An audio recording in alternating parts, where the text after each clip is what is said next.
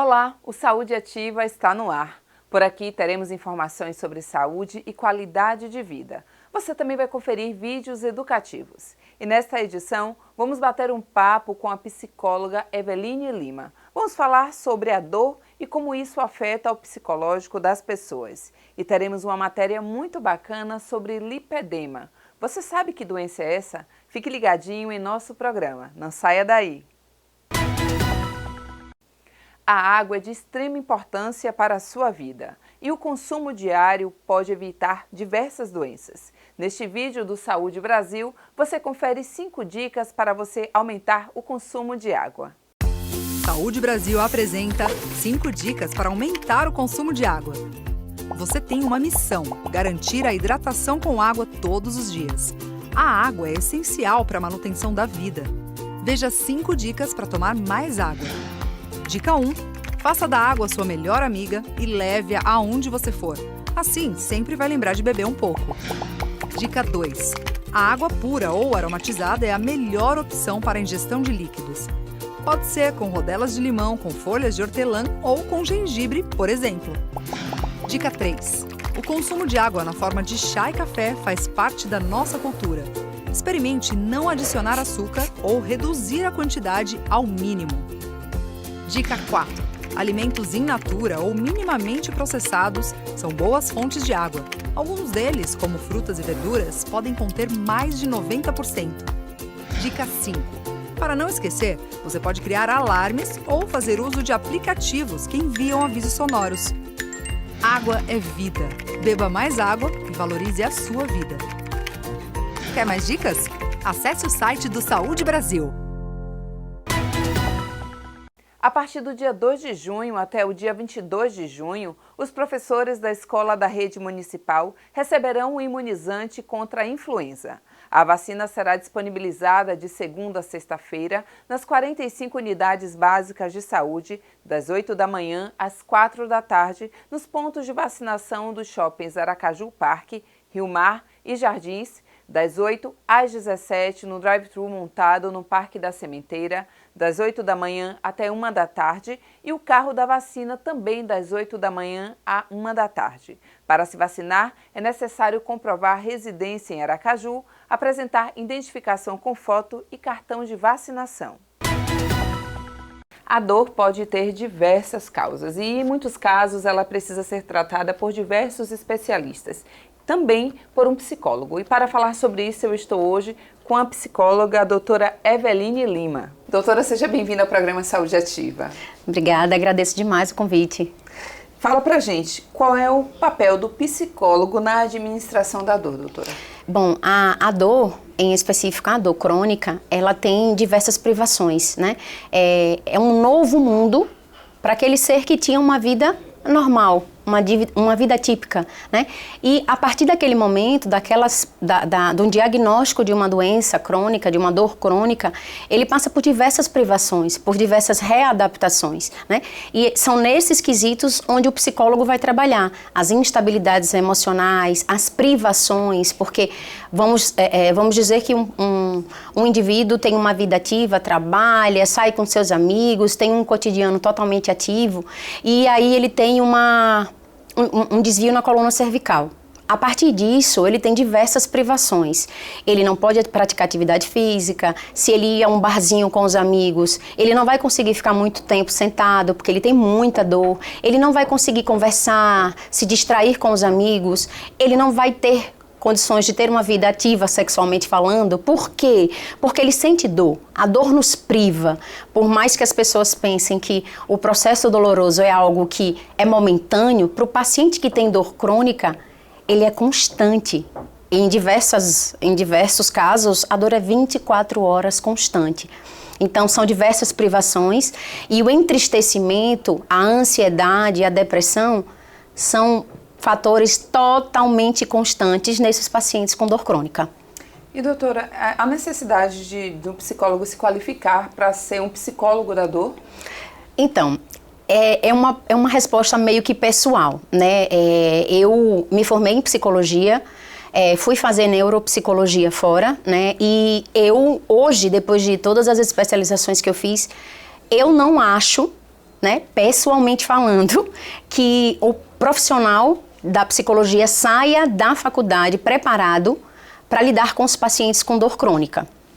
Eu aconselho, né, e eu faço parte da SBED, que é a Sociedade Brasileira do Estudo da Dor, e a gente sempre prega isso, que os psicólogos eles precisam buscar o conhecimento, se especializar. Eu tenho 13 anos de formada e até hoje busco essas especializações, estudo bastante, porque nós lidamos com doenças, com fatores de medicações, essas medicações, elas têm diversas consequências no psicológico do paciente, falando, né, então precisa-se de estudo, de conhecimento específico e, infelizmente, as nossas universidades não nos dão esse preparo.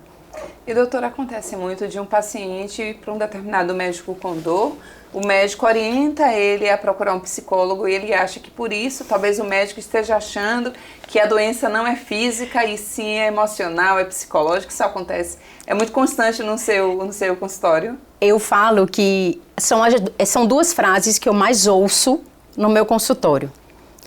Mas se o médico me encaminhou, eu não tenho dor não, eu tô louca, é? E a segunda é, eu nem fui, Eveline, porque eu sei que eu ia sentir dor. Porque os pacientes com dor crônica, eles se privam de tudo, porque eles já desenvolvem um pânico, um medo absurdo de não, se eu for na academia, eu sei que eu vou ter dor de cabeça, então nem vou. Né? É como eu digo que é o sinalzinho de alerta, é a sirene ligando, né? Tá ligada, porque eu vou sentir dor. É o medo, óbvio, né? Então, assim, querendo ou não, sim. Eu me identifico um pouco, porque eu sofro de enxaqueca. E em muitos casos eu acabo dizendo não. Acabei de me identificar. Vamos fazer tal coisa, até mesmo uma cerveja. Eu já vou me preparando, digo, não, já retirei isso da minha vida, porque eu vou sentir dor. Eu tô ótima, não há dor nenhuma, mas eu já imagino. Realmente é o medo daquela dor voltar, porque somente a pessoa que passa sabe, né, doutora?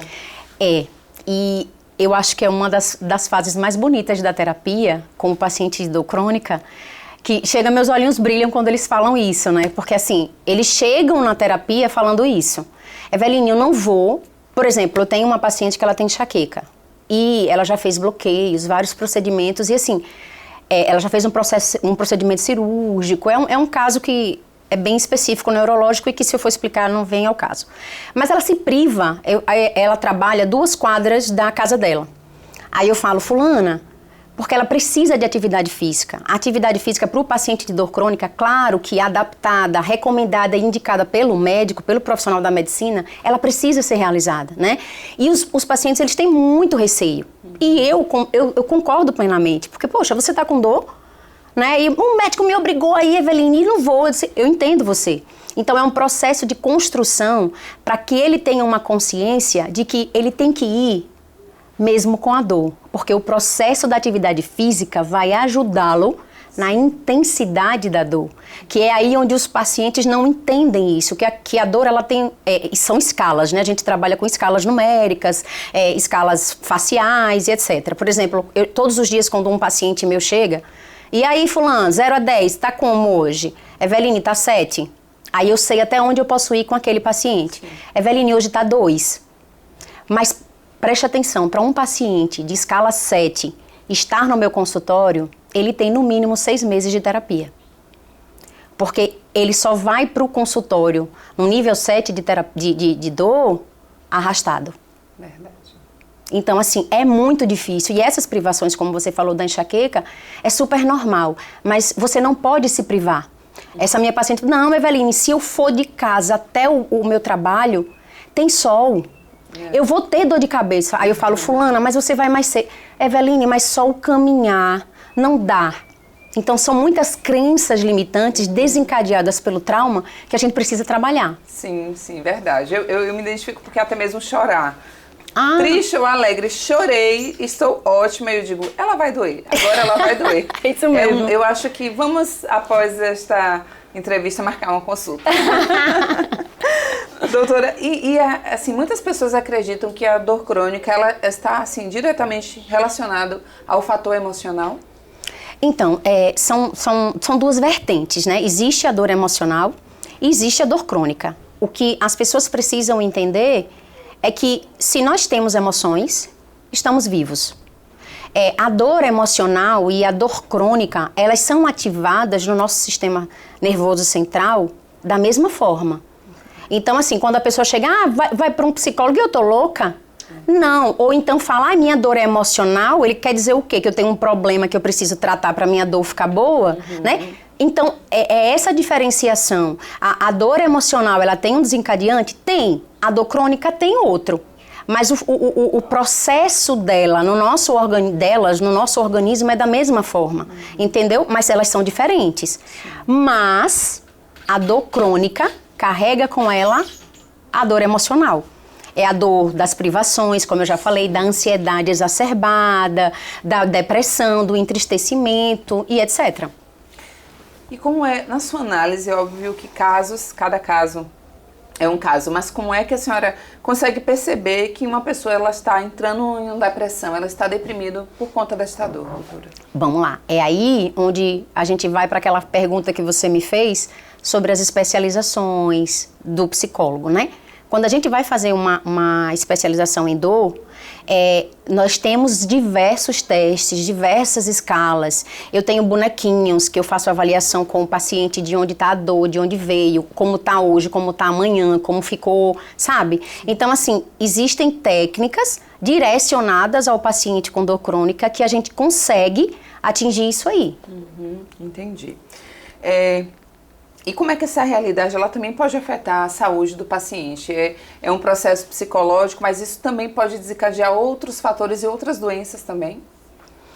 Você está falando de doenças fisiológicas? Sim. Sim, com certeza. Uma doença crônica, ela desencadeia várias, né? Por exemplo, um paciente com lúpus, eu tenho um paciente agora recente que ele fez cirurgia de prótese de fêmur, porque ele teve que tirar. Então, assim, o lúpus ele vai desencadeando outras vertentes, né? A questão da imunidade, porque a doença crônica, a dor crônica, com o entristecimento, com a ansiedade, com a depressão, ela afeta nosso sistema imunológico. Sim. Então, com certeza, não 100%, que toda regra tem suas exceções, mas com certeza desencadeia algumas outras. E aí a gente vai falar também um processo até inverso, doutora. Fizemos uma matéria para falar sobre uma doença que é pouco conhecida ainda pelas pessoas, que é o lipedema, que vamos assistir juntos com os telespectadores também. É uma doença que ela causa vários danos físicos na mulher, porque ela é um processo mesmo de uma gordura localizada em determinadas partes do corpo. Antes da nossa entrevista, inclusive, a senhora está falando sobre isso, mas com certeza causa danos sérios psicológicos, né? É aquela mulher que às vezes está malhando, está com o corpo lindo, está se sentindo super bem, mas algumas partes do corpo dela não condizem com o restante do corpo. Vamos assistir a matéria e a gente fala sobre isso daqui a pouquinho. Vamos sim. O lipedema é uma doença que acomete 1 a cada 10 mulheres, o que seria 5 milhões de brasileiras. Mas o que é lipedema? Lipedema é um acúmulo de gordura em locais não específicos da perna e causa muito transtorno, principalmente para a mulher. Normalmente o paciente tem muita dor porque é associado ao lipedema, que é o acúmulo da gordura, tem muito inchaço associado, muito edema, principalmente do joelho para baixo e muito mais se a mulher ficar, quanto mais tempo em pé ela ficar. A percepção da doença não é tão simples e o diagnóstico é feito através de exames específicos. O diagnóstico do lipedema ele é feito visualmente no exame físico. E existe um exame chamado linfocintilografia, que ele é um exame no qual você injeta um tipo de contraste nos dedos dos pés, que é cego, é fundo cego, e você vai medindo há tanto tempo a subida do contraste, para ver se você tem deficiência de linfático, que normalmente ela é genética, genética, você nasce sem. Dói, é um exame doloroso, porque você vai tomar uma furada entre cada dedo do pé, e ele não vai mudar a forma de que você vai tratar, porque não existe cirurgia para linfático, acho que só um lugar no Brasil faz. Então, é um exame que eu acho assim, ele é efetivo para dar o diagnóstico, mas ele não vai mudar a forma que você vai tratar o paciente com linfedema. É uma doença que ainda não tem cura e está sendo estudada pelos médicos. Eu digo que é uma doença crônica que a mulher vai ter que conviver. Linfedema é o que a gente popularmente chama de celulite, porque são aqueles buraquinhos na perna, mas celulite já é uma outra doença no capítulo da vascular. O que é que se pode fazer para amenizar o linfedema? Atividade física, drenagem linfática, diminuir a quantidade de açúcar e de carboidrato que se ingere, para poder ver se você consegue diminuir aquela irregularidade de perna. Quando se faz drenagem linfática, muitas vezes com a própria mão ele consegue quebrar aqueles nódulos de gordura e tirar aquele aspecto homogêneo. O tratamento mais radical que eu já vi falar foi a lipoaspiração, porque você consegue tirar aqueles nódulos todos, aqueles sacos de gordura, mas tem que ser muito bem feito para não ficar buracos fundos maiores.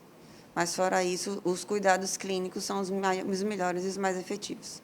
O lipedema é feito de estágios. Ele começa com um aumento de gordura em algumas regiões do corpo e pode se transformar em uma grande deformidade na região acometida. Porque ela se vê gorda, maior, do quadril e coxa, e aí ela tem uma cintura e um braço fino e as pernas finas, e aquele acúmulo de celulite, falsamente chamado, nessa região do corpo. É uma doença que geralmente aparece quando a menina entra na puberdade e começa a produzir os hormônios femininos. Pode ser genética e pular gerações. O lipedema pode causar muitos problemas de autoestima. Como a autoestima é uma coisa de amor próprio, tem gente que não se incomoda e vive a vida normal. Mas tem gente que acha que aquilo atrapalha a vida, porque até na hora de comprar uma roupa, tem que comprar uma roupa muito mais folgada e muito mais apertada na cintura, no quadril e na coxa, porque senão a calça não sobe, por exemplo. O tratamento para o lipedema é feito de forma multidisciplinar, ou seja, com o acompanhamento de diversos profissionais. Eu diria que tudo na vida, ou quase tudo, tem uma solução. Pode não ser fácil, pode não ser difícil, pode ser difícil. Algumas vezes vai dar vontade de desistir, porque são várias etapas. Não vai esperando um resultado 100%, porque 100% quase nunca é garantido na medicina, tá? E eu acho que a partir do momento que você começa a ter um terapeuta, que você começa a entender amor próprio, autoestima de próprio e autoestima de auto, você começa a perceber que qualquer resultado que você ganhe já é uma grande vitória. E aí, às vezes, o pouco que mexe, para você já é assim, tá bom, eu não preciso de mais. Para mim está ótimo, eu me aceito assim, não preciso ficar que nem aquela menina que nasceu para ser magra. Para mim está ótimo, é o meu limite. Vamos manter por aqui. Se você tem dúvidas e quer ficar mais informada sobre esta doença, acesse o Instagram @lipedemabrasil. Mas caso você perceba qualquer sintoma, procure um médico para fazer o diagnóstico preciso. Doutora, é isso, é lipedema, uma doença que ainda está se avaliando, tentando descobrir a cura, que existem várias coisas que podem ser feitas para amenizar, ainda não a cura, mas com certeza mexe no psicológico de diversas mulheres. A senhora tem casos desses no seu consultório, já ouviu falar? E o que é que a gente pode até falar para essas mulheres que passam por isso? Então, tenho sim, eu tenho uma paciente em específico, né? Inclusive, a gente estava falando antes da gente começar que o diagnóstico em si é muito demorado. Eu vou generalizar para a parte dos pacientes com doenças crônicas. O diagnóstico, eu digo que eles cansam mais, eles se deprimem mais no processo de diagnóstico do que no próprio diagnóstico em si. Por que isso? Porque é muito desgastante, eles vão para diversos profissionais e eles não conseguem alcançar um diagnóstico preciso. Eu acho, o lipedema é um deles. Então, assim, por não ser algo tão enfatizado pela sociedade, mas constante fora dos holofotes, né? É algo que precisa ser muito trabalhado. E um fator importante, quando você falou na estante sobre a paciente vai para a academia, quando ela consegue, porque o lipedema, ele causa muita dor. O processo de inflamação, o inchaço, os edemas causados pelo lipedema, conseguem totalmente bloquear o paciente para fazer as atividades. Ele impede, né? Eu tenho essa minha paciente, tem dias que ela não vai para terapia. Ela não tem horário fixo, porque vai depender do dia dela. E como ela tem a parte dela de edemas, são as pernas e principalmente as dores são nos joelhos. E ela fala, Eveline, eu não consigo ir hoje. Então, assim, ela não consegue trabalhar, ela não consegue ir na academia. Aí vai para o processo de drenagem, porque o lipedema é de suma importância. A parte, como eu falo, doença crônica é aquela que você precisa trabalhar com a equipe multi. Sim. Hoje a gente não trata mais a dor crônica como um processo unilateral. A gente avalia o paciente como um todo, porque não é só a medicação que vai influenciar, porque se fosse assim era muito fácil, muito bom, né? Mas ele afeta todo um contexto, então eu preciso olhar aquele indivíduo como um todo. Então as privações, os transtornos emocionais desencadeados, poxa, e hoje que a questão estética está tão, né, enfatizada, evidenciada por magreza, por corpos lindos, por questões joviais, né? Então, isso mexe muito com a mulher pela questão de, poxa, como você disse, malha e não sei o que, e não consegue atingir determinado objetivo que a sociedade nos impõe. Então, são vários contextos que precisam ser trabalhados por essas mulheres, né? Então, assim, se você tem alguma fragilidade, se você sente alguma dor, percebe suas pernas algum inchaço ou até mesmo nas articulações superiores, braços, cotovelos, ombros, busque o processo de médicos especializados, reumatologistas, ortopedistas, neuros, com certeza profissionais especializados vão saber direcionar. Se ele não souber diagnosticar, com certeza ele vai passar para um amigo, para um colega que saiba diagnosticar aquele processo. É interessante a gente reforçar realmente esse cuidado, né, doutora? Já que há uma limitação. Então, assim, é o psicológico de você, às vezes, querer sair para uma praia ou se divertir um pouco e não consegue, se limita porque é a dor, né? Esteticamente falando também, porque além da dor, é a questão da estética que mexe com o psicológico da mulher.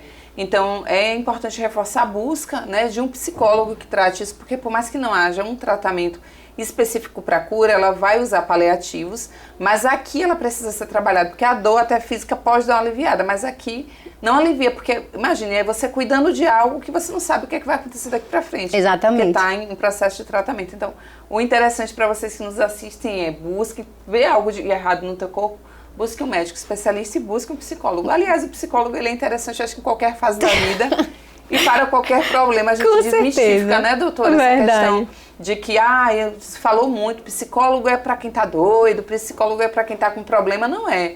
E às vezes a gente acha que tá tudo bem, mas ouvir a opinião de um especialista e nos orientar nesse tocar da vida é interessante, né? Semana passada, eu até postei isso na minha rede social.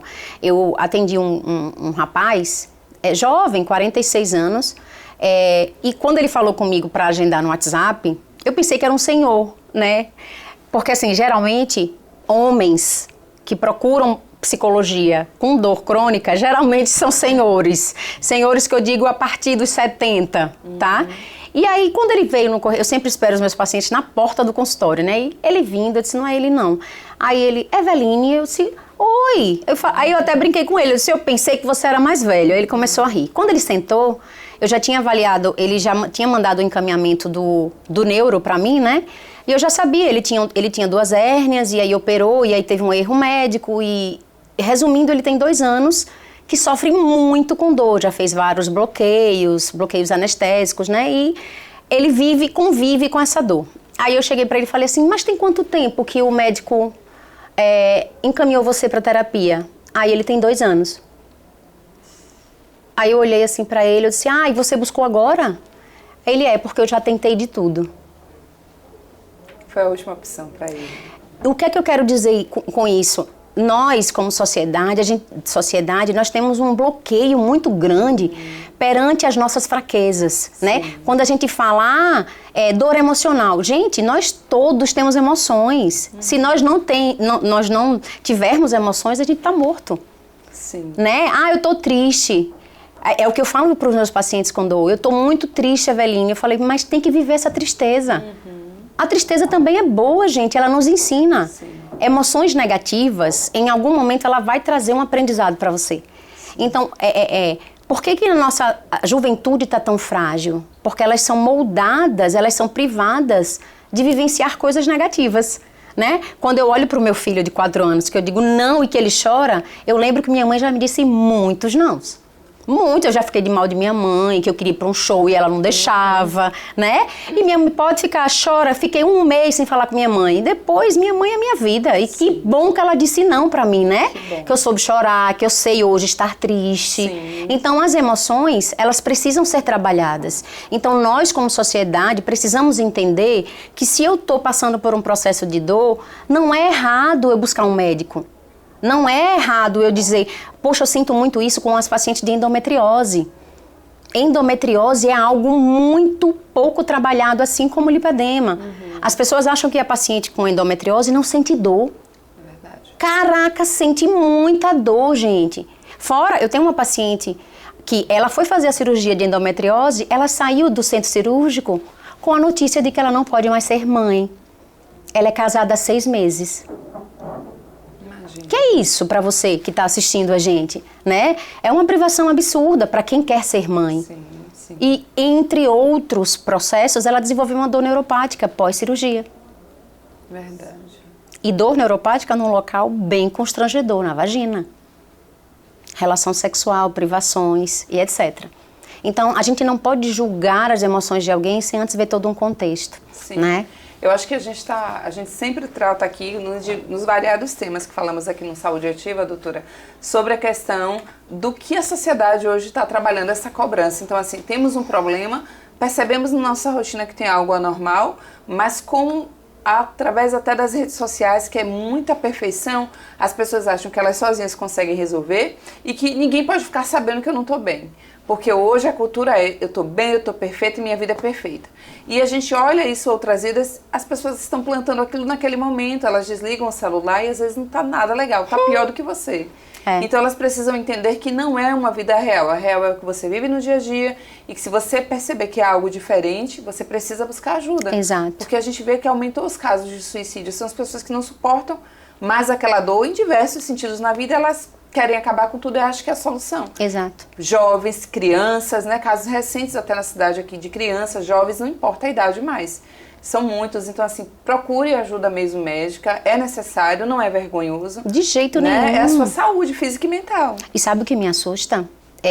Eu sempre enfatizo isso nas minhas redes sociais. Algumas pessoas acham até que a insegurança profissional. Não é não. É porque uma vez, isso deve ter uns 4 anos mais ou menos, inclusive ela ainda é minha paciente de fibromialgia, ela chegou para mim e falou assim, Eveline, você sabe a responsabilidade que você tem na minha vida? Às vezes eu me emociono com isso, porque vocês não sabem o que é pegar uma pessoa totalmente fragilizada perante as privações, num processo de amadurecer. Ela na época ela tinha 50 anos, você tá naquelas dúvidas, né, a libido sexual tá uma droga, o casamento já tem 1000 anos e tá uma droga também, os filhos já saíram de casa, aí tem a síndrome do ninho vazio, e aí vem o diagnóstico de fibromialgia, e aí eu não sou mais nada. E aí ela, Eveline, você sabe a responsabilidade que você tem na minha vida? O que é que eu estou falando com isso? Me assusta muito hoje as redes sociais, que todo mundo sabe de tudo. Hoje, uma pessoa simplesmente tem um trauma, alguma coisa, e aí faz um curso de coach, ou um curso de sei lá o quê, de medicina, ou de não sei o que lá, tântrica, e não estou enfatizando. Sim. Claro que todo tratamento tem seu benefício. Mas eu acho que antes de tudo isso, você precisa ter um direcionamento profissional para isso. Você tem um diagnóstico, você ser acompanhado por um profissional que estudou direcionamente o seu caso. Então, assim, em específico, para depois você ir buscar os tratamentos que você achar que lhe convém, né? Com rede social, hoje todo mundo sabe de tudo. Eu tô com uma dor de cabeça. Isso foi um trauma que você teve há 1000 anos. Como assim? Você nem me olhou? Eu vejo nas redes sociais qual o conselho que você quer. Como assim, gente? Conselho? Sim. Eu tô com uma dor e aí eu tenho que ter um conselho? Gente, ninguém dá conselho pra ninguém. Eu, como psicóloga, Deus me livre de uma hora dessa dar conselho a ninguém. Eu mostro pra você os caminhos que você tem. E é você quem vai escolher. Sim. Já pensou se eu digo pra você, separe, termine seu namoro. Aí daqui a um mês você chega pra mim, pra que você mandou terminar meu namoro? É verdade. E as privações que você sofreu por causa desse término, a culpa é minha? É verdade. Então a gente precisa ter atenção no que a gente vai buscar, no que a gente tem, diagnósticos e etc. Muito interessante, com certeza muito esclarecedor. A gente vai agora para o breve intervalo e voltamos já já, não saiam daí. Ainda tem muita coisa bacana para a gente falar aqui no programa.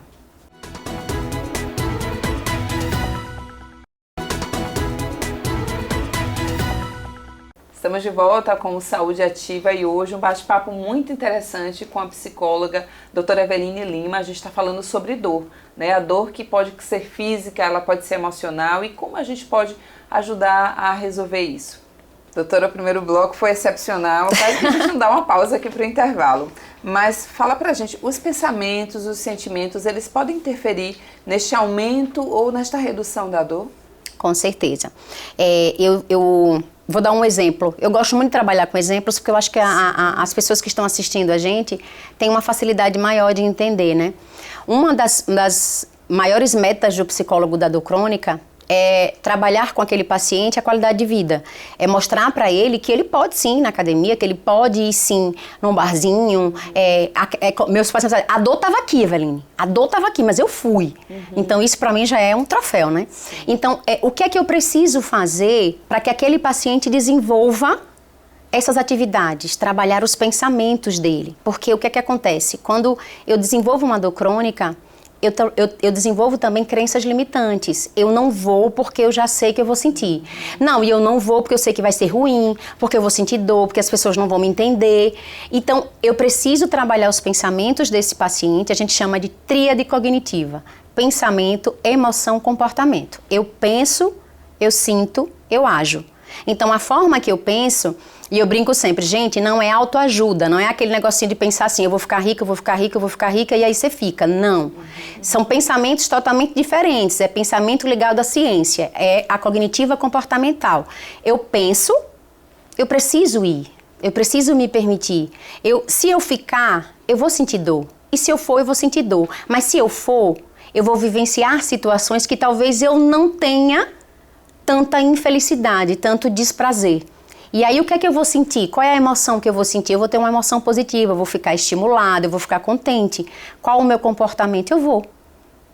Então, as formas que eu vou trabalhar esses pensamentos com o paciente, a primeira coisa é mostrar para ele como é que ele consegue identificar esses pensamentos. E que se ele for um pensamento negativo, quais são as privações que ele tem. Então, os pensamentos, com certeza, têm fator crucial aí na dor.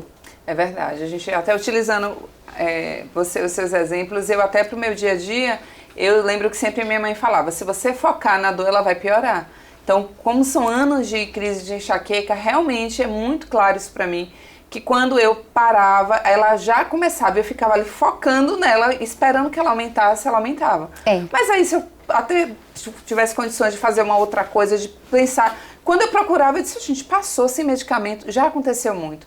Eu fico tão focada esperando que ela fique pior e ela realmente chega pior. Mas se eu parar, então assim, o pensamento ele tem total interferência. Com certeza. Neste aumento e redução. A gente fala hoje já é comprovado cientificamente, né, da parte neurológica, que quanto mais ênfase eu dou ao meu processo doloroso, mais o meu processo de intensidade aumenta.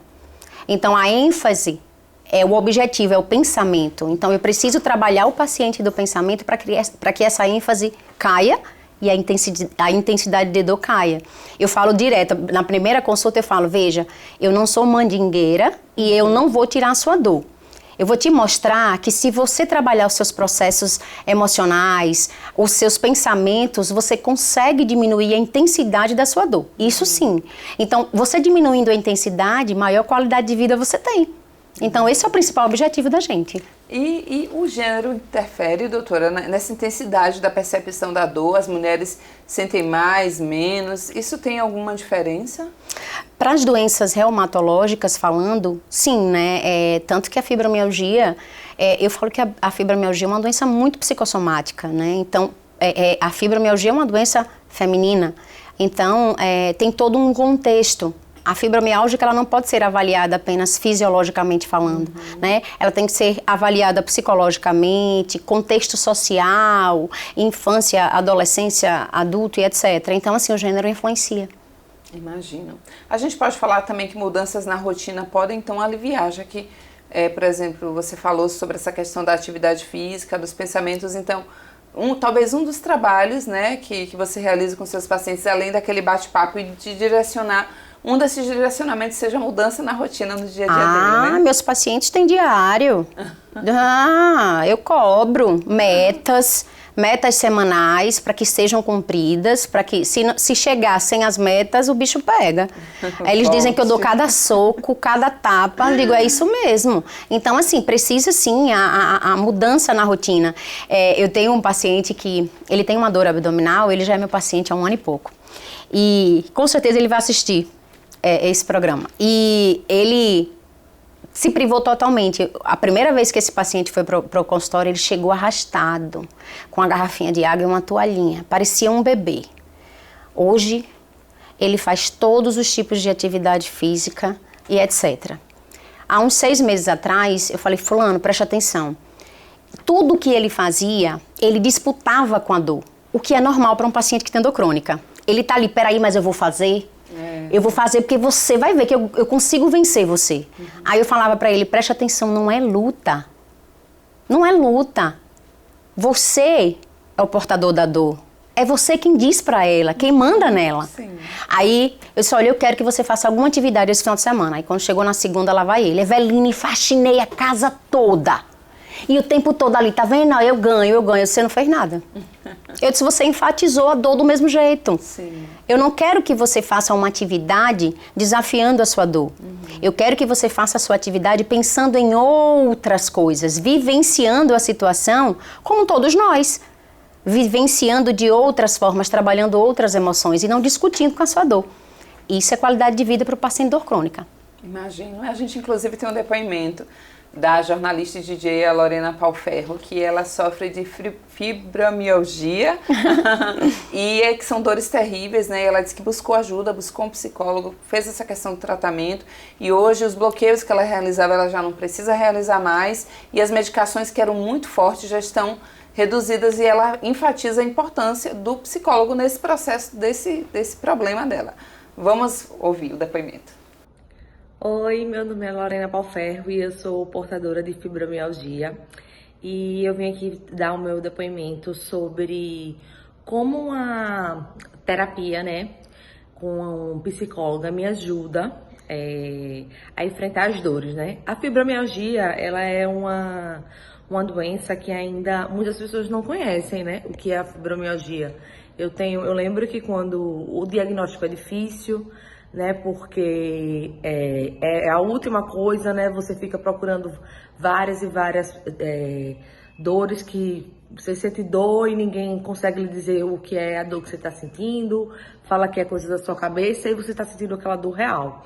Eu lembro que quando eu tive o diagnóstico de fibromialgia, muitas pessoas não sabiam o que era, até hoje em dia mesmo muitas pessoas perguntam sobre o que é. Hoje, como eu tenho um certo número de seguidores no Instagram, quando eu posto alguma coisa, muitas pessoas agradecem porque sofrem muito preconceito e a terapia me ajudou muito porque não são só os remédios ajudam na dor, mas eles não passam a dor. Na verdade, viver com fibromialgia é viver com dor todos os dias. Então a gente precisa muito de um apoio psicológico para que a gente consiga lidar principalmente com a ansiedade. Doutora, muito importante na vida da Lorena, né, essa questão do psicólogo. E só enfatiza realmente que ela está dizendo que o psicólogo foi muito importante nesse processo, ou seja, bloqueio já não existe e as medicações reduziram. Como na cabeça isso interferiu no restante do corpo, né? Exatamente. Eu digo que a água da terapia, para quem tem dor crônica ou qualquer outra coisa, é só você tomar o primeiro golinho. O difícil é isso. Depois que você toma o primeiro golinho, você não quer mais. Toda semana você quer seu golinho. Porque você vai vendo, um processo de autoconhecimento muito transformador. E as pessoas, não é que você vai ficar dependente. Eu falo isso sempre. Digo, eu não quero você aqui muito tempo não, que eu enjoo logo de sua cara. Porque não é algo, eu acho bonito no processo terapêutico, é você andar com suas pernas. Eu tenho diversos pacientes que mandam para mim, poxa, Eveline, consegui fazer isso. Eu tenho uma paciente de escoliose que ela teve um procedimento, ela fez o processo cirúrgico e aí ela teve depois um processo de infecção, ficou um tempo na UTI. E o quadro psicológico dela foi, assim, absurdamente maravilhoso. Mas ela teve um processo para ser operada antes. A cirurgia de escoliose é muito dolorosa, pós-cirurgia, né? Então, assim, e são na maioria jovens. Então, elas passam por um processo doloroso muito grande. E ela não ficou assim. E depois que ela terminou, que o pós-cirúrgico passou, ela fez: Eveline, eu quero continuar a terapia. E nós ficamos mais 1 ano. E eu dei alta pra ela, né? Vira e mexe, ela manda uma coisinha na minha rede social. Eveline, consegui fazer isso. Eveline, conheci um paquerinha e não sei o quê, mas aquele negócio que você me disse, eu fiz. Então, isso é o bonito. É você mostrar pra pessoa que, vai, minha filha, vai pro mundo, que seu processo de autoconhecimento é seu. Eu te mostrei os caminhos e você vai sozinha. Isso é o bonito. É verdade, porque a dor, ela evoca sensações, ela afeta muito essa questão do emocional, né? Eu penso muito que a dor sempre, eu acabo chorando e piora a dor, porque o choro piora, e a ausência dela também como traz coisas maravilhosas, né? E você controlando, porque em muitos desses casos, eu imagino, doutora, que a dor não cessa. Ela tá ali, ela pode estar sendo reduzida porque você está trabalhando psicológico, a medicação, mas ela não cessa. E para muitas pessoas é conviver diariamente com ela. Faz parte da rotina, como se fosse uma roupa que você veste todos os dias para sair. Exato. Então é essa questão da dor que trabalha o emocional, mas que ele pode ser positivo ao invés de negativo. Né? Exato. E assim, eu quero minha vida de volta, Eveline. Aí eu falo, mas sua vida tá aí. É verdade. A gente pode falar que o entendimento da dor se limita à sua expressão neurosensitiva, doutora? Não. Não se limita a isso, não. É como eu falo, tem a questão... Logo no comecinho, quando a gente começou a conversar sobre a questão da dor emocional e da dor crônica. A origem dela por exemplo, a dor crônica... não falo em dor crônica, dor aguda. Você bateu o seu dedo, todo o sistema que foi acionado é o mesmo da dor emocional, mas não são os mesmos tipos de dor. Eles são... Os desencadeantes são diferentes, o processo no nosso corpo é o mesmo. Por exemplo, eu tive uma decepção com uma amiga. E aí eu passo o dia todo com aquela angústia no coração, né? Um embrulho no estômago. Isso é dor. Foi desencadeada da mesma forma da dor crônica? Sim. Mas foi desencadeada, o desencadeante é outro. Então aí são totalmente distintas. Entendi. Doutora, o bate-papo foi muito bacana. Eu acho que eu ficaria aqui mais dias falando e vamos trazê-la outras vezes. Mas eu tenho certeza que tem muitas mulheres e homens que nos assistem agora e estão passando por algum tipo de dor. Para aqueles que já estão buscando ajuda, que bom. Mas agora eu queria que a senhora falasse nos olhos daqueles que nos assistem, que acham que podem resolver o problema sozinhos, o que pode confortá-los e a busca mesmo de um profissional para que possa ajudá-lo, porque ninguém nasceu para sofrer, né? Então a gente tem que buscar a solução para este problema. Exato. Eu quero deixar 2 recados. Quando eu fui convidada para esse programa, eu acho que a minha meta principal, que é o 2º recado. O primeiro, como você mesmo disse, né? Eu acho que hoje, depois de todas as nossas evoluções, e teremos muitas e muitas e muitas nesse processo da nossa vida, é que hoje a gente não precisa mais esconder nada. Hoje nós somos nós mesmos e eu acho que é a nossa maior conquista na vida.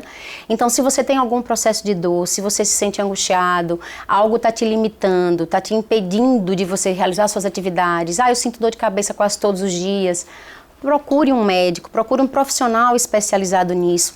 Busque ajuda, porque você não vai perder nada. Agora, se você não buscar, você pode perder sim. Então, a escolha está nas suas mãos. Eu não tenho condições de procurar um médico. Busque a saúde pública, que eu sei que está melhorando, não é essas coisas, né? Mas a gente tem sim, então não desista de você. Porque você desistindo de você é o pior passo para a fraqueza. Então não dá. E o meu 2º recado é para a nossa sociedade. Porque eu acho que a minha maior campanha, a minha maior bandeira é o julgamento. Porque é o sofrimento constante dos meus pacientes e dos pacientes com dor crônica. Você sentir dor todo o tempo e o seu companheiro chegar para você e dizer que é mentira, que você não quer fazer o almoço, que você não quer ser a mulher sexual para ele, você ser julgada na perícia porque você está mentindo, que a sua dor não existe, que a sua dor é emocional. Então, a sociedade, antes de julgar alguém, busque o conhecimento para você saber se você está julgando pelo menos da forma certa, da forma correta. Porque nós não precisamos nem podemos julgar ninguém. Se eu estou dizendo para você que eu sinto uma dor, eu sinto. Da minha forma. Então, com certeza, eu vou buscar a melhor forma de sanar a minha dor. Mas eu não preciso do julgamento de ninguém. Eu preciso do acolhimento. Se for para me julgar, nem chegue. Nem venha, não preciso.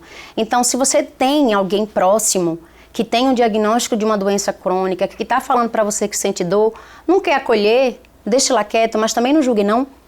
Porque os meus pacientes e os portadores de dor crônica sofrem absurdamente com o preconceito e o julgamento da sociedade. E essa palavra é muito forte mesmo. O julgamento hoje ele está assim de uma forma desenfreada e não precisa ser necessariamente para alguém que tem dor, que tem um problema em si, mas é o julgamento pelo seu corte de cabelo, pelo seu jeito de se vestir, pelas relações que você mantém. O engraçado é que eu falo que a maioria dessas pessoas, elas sabem o que é melhor para o outro e elas nem sabem o que é melhor para elas. Então é um julgamento diário e isso traz uma série de problemas, principalmente psicológicos. Exatamente. Você acha que a maioria das pessoas, elas tentam se enquadrar dentro de um padrão que existe, mas padrão com base em quê? Quem está dizendo isso, né? E deixam de ser elas mesmas. Exatamente. É muito complicado. Foi muito bom ter a senhora aqui e eu espero que em breve volte novamente. Muito eu obrigada. agradeço imensamente, que outros programas sigam o exemplo, né? Que busquem proliferar aí pelo nosso estado a dor crônica, as doenças crônicas e que esses pacientes precisam de ajuda. Muito obrigada. De doutora. nada. Em breve, Saúde Ativa estará de volta com mais informações sobre saúde e qualidade de vida. Eu espero todos vocês. Até lá!